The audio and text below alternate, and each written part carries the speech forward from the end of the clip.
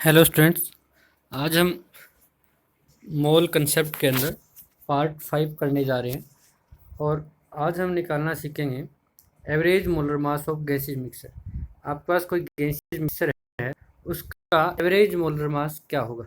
ठीक है, जैसे मान लीजिए मेरे पास 3 गैसेज का मिक्सचर बनाया है, गैस 1, गैस 2 और गैस 3। मोलर मास है फर्स्ट का M1, सेकंड का M2, थर्ड का M3 और मोल्स हो गए N1, N2, N3। तो मास एवरेज का आपको एक फॉर्मूला है कि total mass of mixer divide by total moles of mixer. Total mass of mixer divided by total moles of mixer. ये मास वो नहीं है जो आप सोच रहे हो, ये मास और ये मोलर मास अलग है, ध्यान रखना। मास और मोलर मास में क्या है, फ़र्क है। मास कैसे निकाला जाता है, नंबर ऑफ मोल्स क्या होता है, given mass divide by molar mass. तो मास का फॉर्मूला बन जाएगा क्या, molar mass into number of moles. तो ये यहाँ पे मास, टोटल मास निकालने के लिए क्या लिखेंगे, फर्स्ट गैस का मास प्लस सेकंड गैस का मास प्लस थर्ड गैस का मास, और टोटल मोल्स के लिए N1, N2 प्लस N3। मास एवरेज अगर मैं लिखूँगा तो यहाँ पे मेरे पास फॉर्मूला बन जाएगा, मास फर्स्ट का क्या बनेगा, मास फर्स्ट का देखो, मास का फॉर्मूला यहाँ पे जो मैंने साइड में लिखा हुआ है मोलर मास, तो मोलर मास फर्स्ट का कितना होगा M1, number of moles N1 plus mass 2 के लिए molar mass M2, number of moles N2 plus mass 3 के लिए M3 N3 डिवाइडेड बाई क्या आ जाएगा पास है N1 plus N2 plus N3 आ जाएगा। ठीक है, तो ये हमारे पास क्या बन जाएगा, फॉर्मूला बन जाएगा। ठीक है, तो ये हमारे पास फॉर्मूला बन गया। देखो बच्चों क्या हुआ, नंबर ऑफ मोल्स फर्स्ट का निकालना है तो मास 1, molar mass 1, N2 mass M2, number of moles N2, mass 3 divide by M3, N3 निकल गया। अब यहाँ से मास 1 की वैल्यू निकालेंगे, मास 1 क्या आ जाएगा M1, N1, मास 2 क्या आ जाएगा M2, N2, मास 3 क्या आ जाएगा M3, N3। मास एवरेज किसके इक्वल हो जाएगा, M1, N1 plus M2, N2 plus M3, N3 divided by N1 plus N2 plus N3। ठीक है, इसी तरीके से अगर वॉल्यूम निकालना हो तो हम यूज कर सकते हैं V1, V2, V3 in place of N1, N2, N3, क्योंकि हमने नंबर ऑफ मोल्स की जो सीट की बात की थी उसमें 3 फॉर्मूले हमने डिस्कस किए हैं, एक वॉल्यूम से रिलेटेड भी था, तो वहाँ पे हमारे पास वॉल्यूम V1, V2, V3 भी आप लिख सकते हो। तब क्वेश्चन कर लेते हैं ताकि आपको समझ में आ जाए कि कैसे इसका यूज किया जाएगा। A gaseous mixer contain 4 gases, calculate average molar mass of mixer. सबसे पहले हमें क्या निकालना है, देखो एक फॉर्मूला डायरेक्ट याद हो गया होगा मास एवरेज निकालने का, M1, N1 plus M2, N2 plus M3, N3 divide by N1 plus N2 plus N3। तो पहले मोलर मास फर्स्ट का ऑक्सीजन है, एक ऑक्सीजन का 16 होता है, दो का कितना हो जाएगा 32 इंटू N1 कितना लिखा है 0.2, फिर प्लस का साइन लगाएंगे, आपके पास मोलर मास लिखेंगे, एक हाइड्रोजन का एक होता है, दो हाइड्रोजन कितना हो जाएगा 2। ये मोलर मास अगर नहीं निकालना आता है तो पिछली वाली वीडियो ज़रूर देखें, उसमें हमने मोलर मास निकालना सीखा है। और मोल कितने देखे हाइड्रोजन के 4, प्लस मीथेन का कितना होता है, एक कार्बन का 12, चार हाइड्रोजन 4, तो पूरे CH4 का कितना हो जाएगा मोलर मास 16 इंटू 1 प्लस 14, क्योंकि एक नाइट्रोजन का कितना होता है, यहाँ पे फिर थोड़ा सा टाइप करते वक्त मिस प्रिंट हुआ है, थोड़ा ध्यान से देखना। आपके पास एक नाइट्रोजन का 14 होता है, दो का यहाँ पे 14 की बजाय कितना आ जाएगा 28 आ जाएगा। ये फिर छोटी सी आपके पास एक मिस्टेक है, मैं आपको बता देता हूँ। ठीक है, तो ये जो टाइपिंग हमारी PDF फाइल है उसमें थोड़ी सी कह सकते हो कि मिस्टेक है, उसको हम ठीक करवा देता हूँ, क्योंकि एक नाइट्रोजन पे कितना होता है 14 होता है ना, इन्होंने एटॉमिक नंबर के हिसाब से लिख दिया। तो एक नाइट्रोजन का मास 14 होता है, तो दो का कितना हो जाएगा 28, जैसे एक ऑक्सीजन का कितना होता है 16, दो कितना 32। इनको हम ऐड कर लेंगे, डिवाइडेड करेंगे किससे, डिवाइड करेंगे हम किससे, डिवाइड कर देंगे किससे भाई N1, N2, N3, तो कितना आ जाएगा 0.2 प्लस 4 प्लस 1 प्लस 0.1। अब इसका सॉल्यूशन करके देखना, तब आपके पास देखना आंसर क्या आता है, क्योंकि नीचे नंबर ऑफ मोल्स का भी तो सम करना है। तो नंबर ऑफ मोल्स सभी 0.2 ऑक्सीजन के, 4 मोल हाइड्रोजन के, 1 मोल CH4 के और 0.1 मोल नाइट्रोजन के। ठीक है, तो इसके डिवाइड भी करना है, यहाँ पे डिवाइड का भी कुछ दिखा नहीं रखा है। ठीक है, कर लो इस तरह से। नेक्स्ट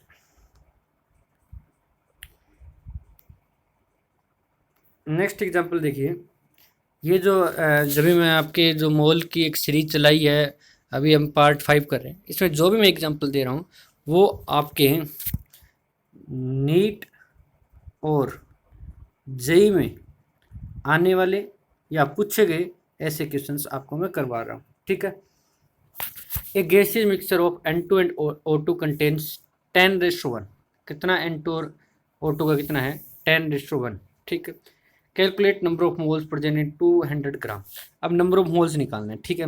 इन्होंने क्या पूछा है मेरे पास? नंबर ऑफ मोल्स और क्या दे रखा है? 200 ग्राम मास दे रखा है। तो मेरे पास फॉर्मूला क्या होगा? देखिए मेरे पास फॉर्मूला होगा N is equal to given mass divide by molar mass, number mole. तो नंबर ऑफ मोल्स किसके लिए? गिवन मास कितना है? 200 ग्राम, बट मोलर मास नहीं पता। और मोलर मास गैसेज मिक्सर है ये N2 का और O2 का, तो मास एवरेज निकालना पड़ेगा। तो मास एवरेज का फॉर्मूला क्या होता है? M1 N1 M2 N2 plus M1, फिर यहाँ पे यार पता नहीं इसमें इतनी ज़्यादा मिस्टेक क्यों है। यहाँ पे आपके पास जो वॉल्यूम दे रखा है, तो हम यहाँ पे M1 V1 M2 V2 लिख सकते हैं। और यहाँ पे नीचे M1 प्लस M2 नहीं आएगा, नीचे क्या आएगा पास? फिर V1 प्लस V2 या फिर N1 प्लस N2 आएगा, ठीक है। तो M1 की वैल्यू कितनी हो जाएगी? देखो मोलर मास फर्स्ट कौन सी गैस है? नाइट्रोजन। एक पे 14 तो दो का कितना है? 28 इंटू 10, वॉल्यूम तो 10 मैंने कहा था ना। N1 N2 की जगह पर क्या ले सकते हो? V1 V2 भी तो ले सकते हो ना। तो 10 प्लस एक ऑप्शन पे 16, तो दो पे कितना हो जाएगा? 32 इंटू 1 डिवाइड बाई 10 प्लस 1, 32/11 आ गया। तो यहाँ पे जो कैपिटल M की वैल्यू है यानी 200 divide by 312 divide by 11 put कर दूंगा। 200 के नीचे क्या लिख दूंगा मैं? 312 डिवाइड बाई 11। इसको सॉल्यूशन करेंगे, अब आपके पास आंसर आ जाएगा। तो फॉर्मूले में मिस्टेक थी, उसको हम ठीक करेंगे। नेक्स्ट, ए गैसियस मिक्सचर कंटेन, ये थोड़ा सा ध्यान से समझना, अच्छा क्वेश्चन है ये। A gaseous mixture contain 60 mole percent of CO2, 40 mole percent O2। Calculate the average molar mass of the mixer, ठीक है। अब ध्यान से देखिए, मोल परसेंट को मैं कैसे लिख सकता हूँ, ठीक है। जैसे मान लो मेरे किसी सब्जेक्ट के अंदर 60% मार्क्स आए, तो मैं क्या लिखूँगा? 60 डिवाइडेड बाई कितने में से? 100 में से। मल्टीप्लाई क्या कर दूँ? 100। यही होता है ना। तो इसका मतलब मोल का भी परसेंटेज, जैसे मैं ये कहता हूँ ये मेरे केमिस्ट्री की परसेंटेज, तो केमिस्ट्री में 60, तो मोल कितने? एक कंपोनेंट का मोल है कितना? डिवाइड बाई 100 इंटू 100, ठीक है। अब अगर यहाँ से ध्यान से देखें तो आप कैसे लिख सकते हो?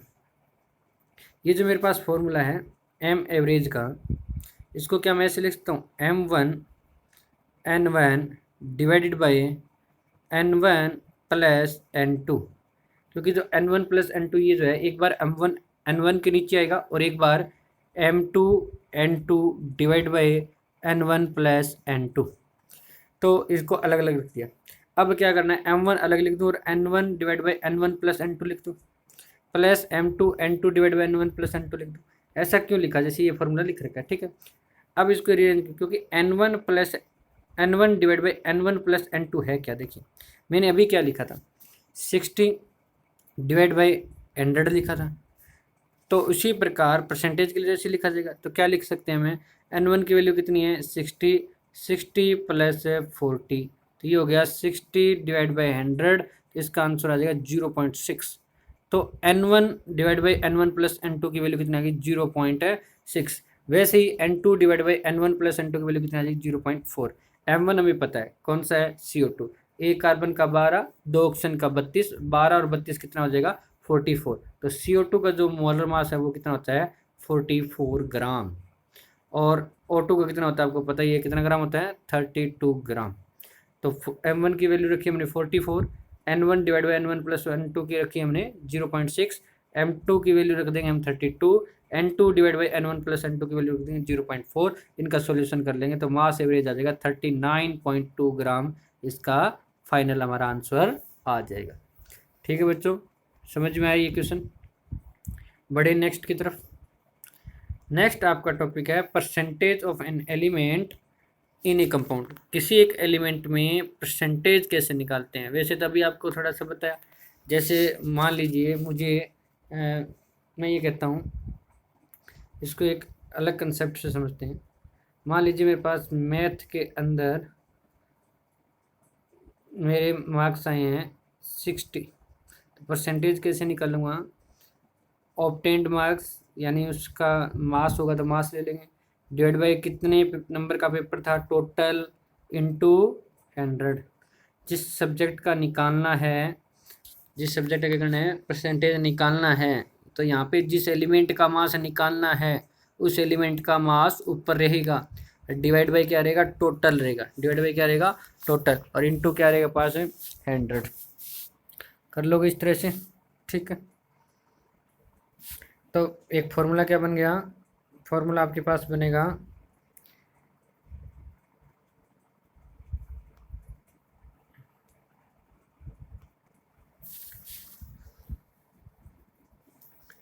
तो बच्चों आपके पास फॉर्मूला क्या बन जाएगा, परसेंटेज ऑफ एन एलिमेंट का फॉर्मूला बन जाएगा mass of an element divide by molecular mass of compound. यानी जिस एलिमेंट का परसेंटेज निकालना है उसका मास ऊपर, ये भी है ना मिस्टेक छोटी सी, एम है, ये मास है, ठीक है, नास नहीं है। तो mass of element divide by molecular mass of compound into 100, ये परसेंटेज आएगा, ठीक है। जैसे आपसे ये कहा गया कि C6H12O6 के अंदर परसेंटेज ऑफ कार्बन निकालिए, तो सबसे पहले इसका टोटल मास निकाल लेते हैं। क्या निकाल लेते हैं? टोटल मास निकाल लेते हैं। 6 कार्बन हैं तो कार्बन का तो हो गया 72, हाइड्रोजन 12 है तो ये हो गया 12, ऑक्सीजन हो गया 6 है तो 96, एक का 16, इनको ऐड करेंगे तो क्या आ जाएगा 180। अब मुझे निकालना है कार्बन का परसेंटेज, किसका परसेंटेज निकालना है, कार्बन का। तो कार्बन है कितना, 72, टोटल में से कितना 180 इंटू 100। तो देखो आपको क्या करना है, फॉर्मूला यूज ही नहीं करना। आप जैसे मैंने ये अभी लिखा आपके सामने, कार्बन लिख दिया, हाइड्रोजन लिख दिया, उसने टोटल निकाल दिया, फिर कार्बन का पूछा तो है कितना। इसी प्रकार जैसे मुझसे ये पूछा जाता कि आपके पास हाइड्रोजन का परसेंटेज कितना होगा, मुझसे क्या पूछा जाता, हाइड्रोजन का परसेंटेज कितना होगा, तो मैं कैसे निकालता, हाइड्रोजन के परसेंटेज निकालने के लिए हाइड्रोजन है कितना 12, कितने में टोटल में से कितने, टोटल है कितना 180 इंटू 100। तो इस तरह से आप इसको सोल्व कर लेंगे, आपके पास परसेंटेज आ जाएगा इसका, हाइड्रोजन का।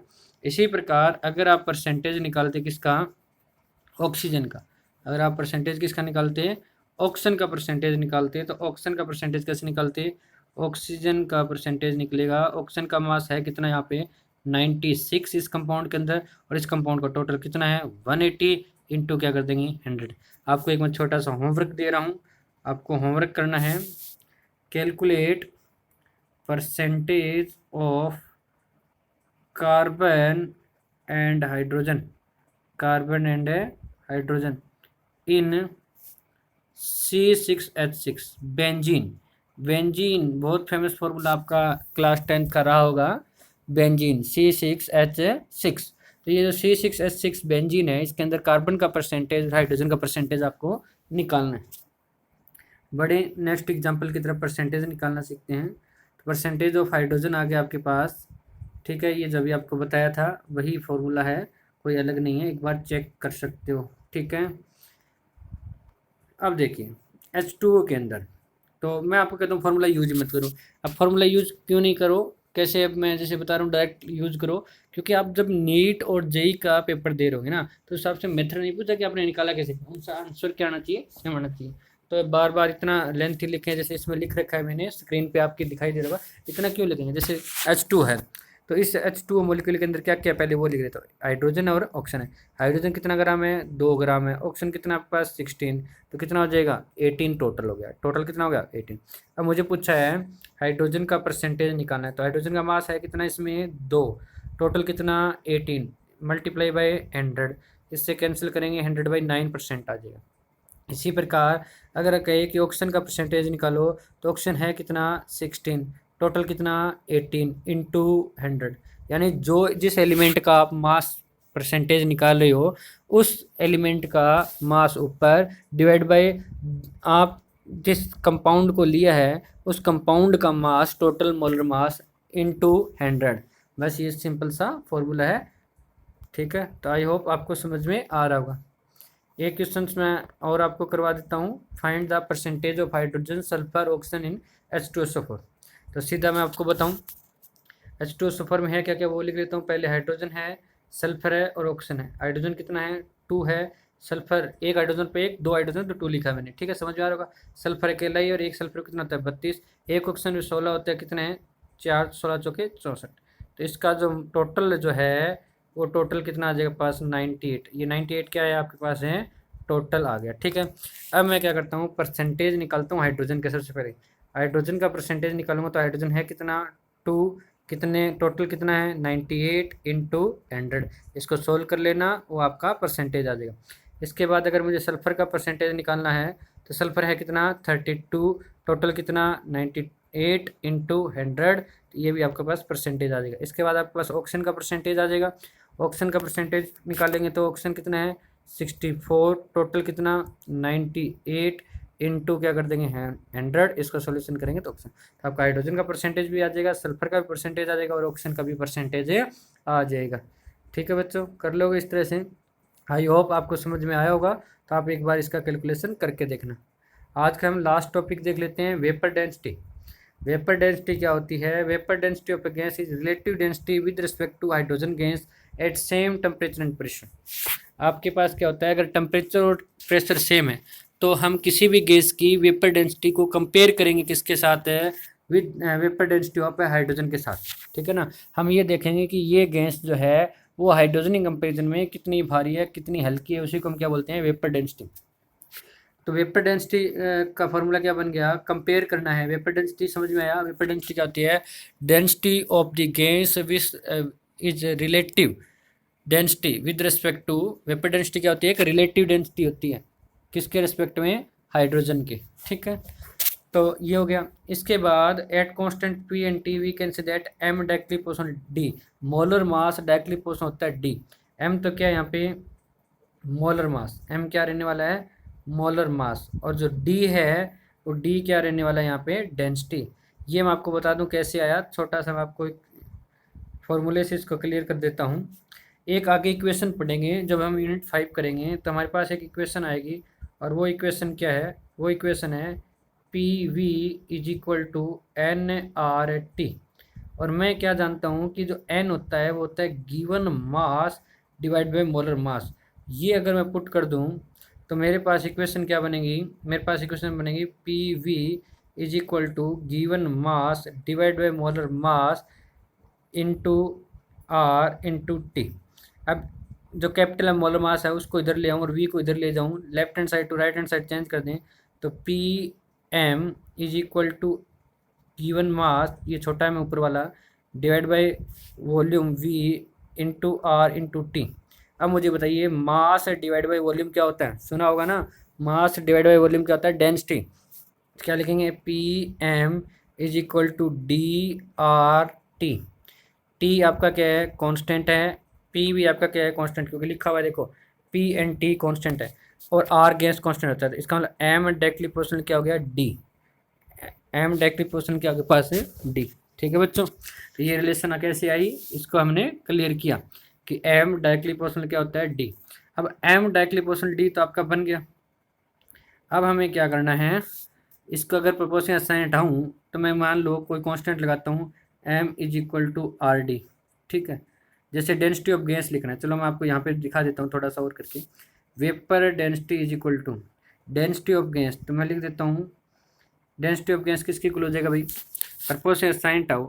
इसको मैं थोड़ा सा आपको समझने के लिए, ईजी करने के लिए ऐसे लिख दूँ, चलो देखो कैसे, M directly proportional to D, तो D directly proportional to M, ठीक है। अब मान लीजिए डी के प्रपोर्शन को, डी और एम के बीच जो प्रपोर्शन है उसको हटाने के लिए हमने क्या लगा दिया, एक कांस्टेंट लगा दिया। अब मैं क्या लिखता हूँ, मेरे पास जो वेपर डेंसिटी है वी डी, वो किसकी को लगी, density of gas. Density of gas में क्या आ जाएगा, constant into mass of gas divided by क्या आ जाएगा, और ये मास कौन सा, मोलर मास, फिर कांस्टेंट, और ये जो हम डेंसिटी निकालेंगे हाइड्रोजन की, कांस्टेंट तो लिख दिया, आगे क्या लिखना है, मोलर मास ऑफ हाइड्रोजन। कैसे क्या हो जाएगा, कैंसिल, तो मेरे पास क्या बनेगा, V D is equal to, ऊपर रहेगा मोलर मास ऑफ गैस, नीचे क्या रहेगा, मोलर मास ऑफ हाइड्रोजन। अब आपको पता है मोलर मास ऑफ हाइड्रोजन कितना है, 2, तो आपके पास एक फिक्स फॉर्मूला बन गया, कौन सा, फिक्स फॉर्मूला बन गया आपका, vapour density is equal to molecular mass of gas divide by 2, molecular mass of gas divide by 2। आई बात समझे? तो यहाँ से एक फार्मूला और आपको ध्यान रखना है कि जो मॉलिक्यूलर मास ऑफ गैस है, मॉलिक्यूलर मास वो आपका 2 टाइम्स होता है किसके? वेपर डेंसिटी के। 2 टाइम्स होता है किसके? Vapour density. ठीक है, अब इस पे एक एग्जाम्पल करवा देता हूँ आपको ताकि अच्छी तरीके से समझ में आ जाए। देखिए एग्जाम्पल क्या कहता है, वेपर डेंसिटी ऑफ गैस दिया हुआ है, चलो लिख लेता हूँ। वेपर डेंसिटी कितना देखा है? 11.2। मैं आपको सिंपल फॉर्मूले से करवा दूंगा, बाकी लिखा हुआ है स्क्रीन पे आप देखें। Volume occupied by 10 gram of gas at STP। ठीक है, तो आपको देखना है कि 10 gram of gas at STP के अंदर कितना वॉल्यूम ऑक्यूपाई होगा। तो सबसे पहले मुझे नंबर ऑफ मोल्स पता चल जाए। तो STP के अंदर मुझे पता होता है एक मोल के अंदर 22.4 लीटर होता है, जबकि NTP में 22.7 लीटर होता है। STP में कितना होता है? 22.4 लीटर होता है, और NTP में होता है 22.7 लीटर। ठीक है बच्चों, सॉरी, इसमें कितना होता है? 22.7 लीटर, 22.7 लीटर होता है। ठीक है, एक मोल में कितना होता है? 22.7। जो हमारी सीट बनी है उसमें आप चेक कर सकते हो। अब हम क्या करें, नंबर ऑफ मोल निकालना है। क्या निकालना है? Number of mole. तो नंबर ऑफ मोल निकालने के लिए क्या करेंगे, मैं आपको पहले यहाँ पे दिखा देता हूँ। नंबर ऑफ मोल निकालना है तो ये होगा पास given mass divide by molar mass. तो आपको पता है कि जो मोलर मास है वो कैसे निकलेगा? अब मोलर मास निकलेगा कैसे? 2 इंटू वेपर डेंसिटी।